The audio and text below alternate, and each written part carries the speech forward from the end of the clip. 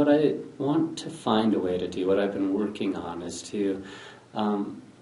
create an opportunity for the humanities to reintegrate themselves back into the conversation of a world-class research university.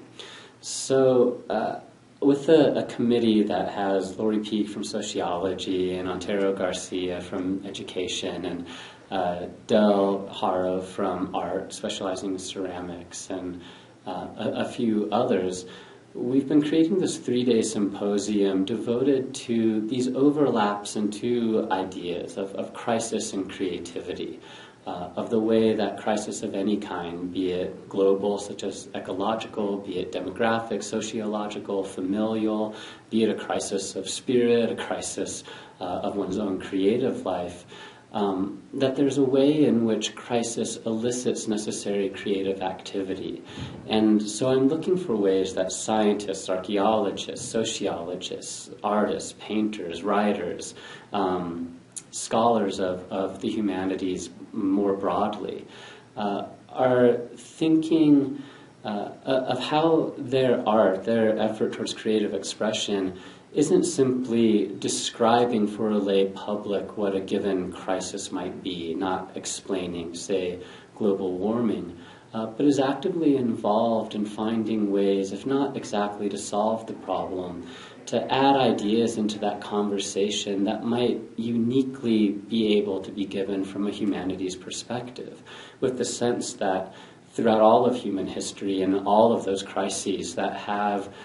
continued to threaten the very survival of what it is to be human, that humanities has been a remarkable repository of creative responses, creative understandings, human efforts to conceptualize an almost unimaginable thing. And it feels to me that those of us who are involved in the humanities, in whatever way it might be, from scholar to creative artist, that we have to find a way to create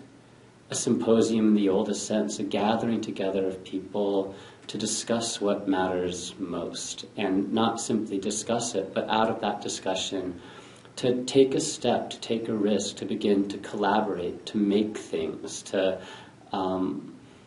have it not simply be an intellectual exercise, but an exercise of the hand, an exercise of the body, an exercise that is making something not simply in response, but something actively engaged with the crisis that we're paying attention to.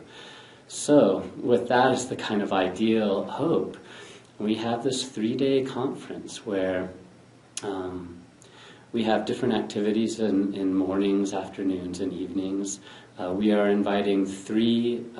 main guests, Brenda Hillman, renowned poet and activist, Michael Swain, an artist, curator of remarkable vision, and our own Diana Wall, a world-renowned environmental scientist, who in the mornings are going to be leading a workshop, a conversation devoted exactly to these ideas of crisis and creativity.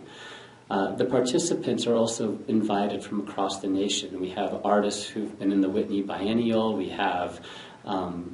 a friend of mine is coming who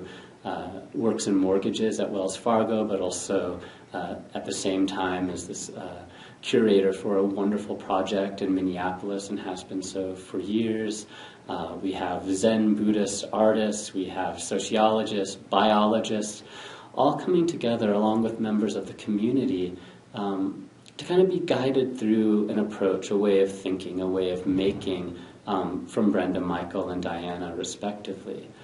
Then in the afternoon, we have these maker spaces where the participants have a chance to gather together, to begin collaborating, to take these ideas out from the world where they're merely ideas and begin making things. And these afternoon maker spaces are also going to be open to the public, open to children. We're going to be in the ceramic studio. We're going to make shelters. We're going to find a way to engage and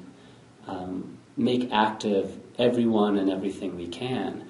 And then in the evenings, we'll have a reading from Brenda Hillman, a presentation from Michael Swain the next night. And on the final night in the organ recital hall at the UCA, we'll have a panel discussion with